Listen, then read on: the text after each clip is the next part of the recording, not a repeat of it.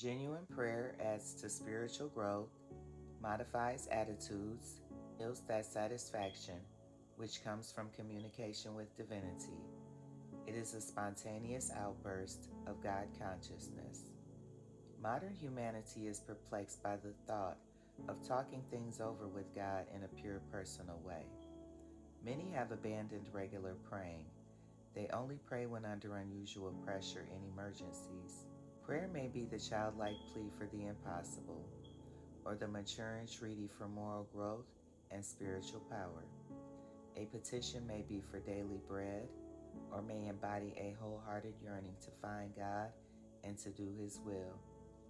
It may be a wholly selfish request, or a true and magnificent gesture towards the realization of unselfish brotherhood.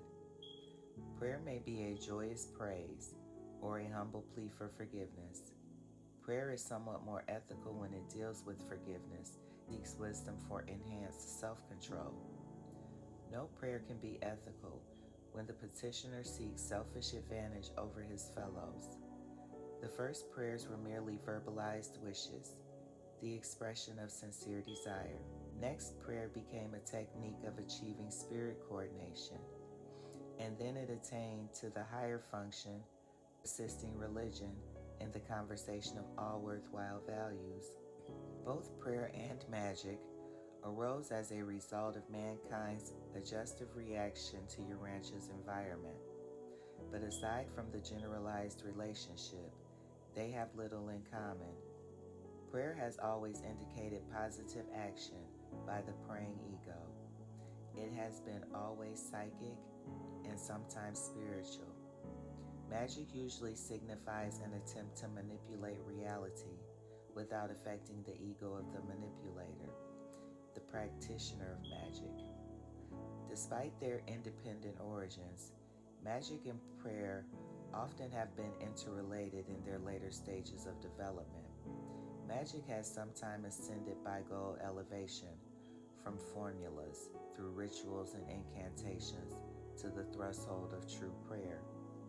Prayer has sometimes become so materialistic it has degenerated into a magical technique, avoiding the cost of the effect, which is required for the solution of Earth's problems.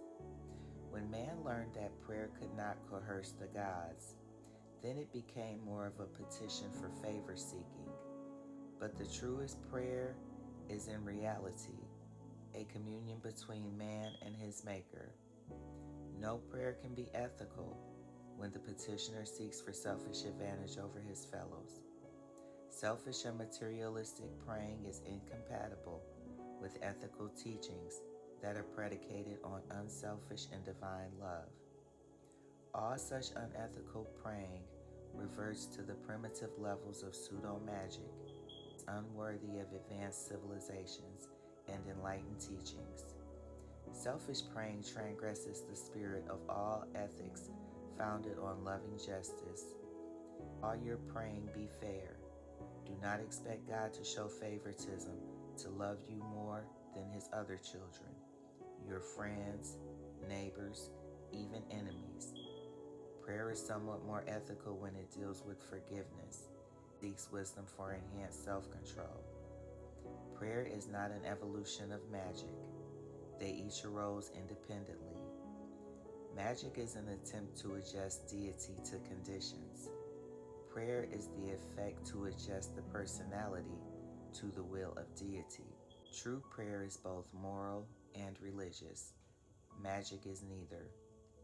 Remember, even if prayer does not change God, it very often affects great and lasting changes in the one who prays in faith and confident expectation. Prayer has been the ancestor of much peace of mind, cheerfulness, calmness, courage, self-mastery, and fair-mindedness in the men and women of the evolving races. Pray as Jesus taught his disciples, honestly, unselfishly, with fairness, and without doubting. Prayer may be the childlike plea for the impossible, or the mature entreaty for moral growth and spiritual power. A petition may be for daily bread, or may embody a wholehearted yearning to find God and to do His will.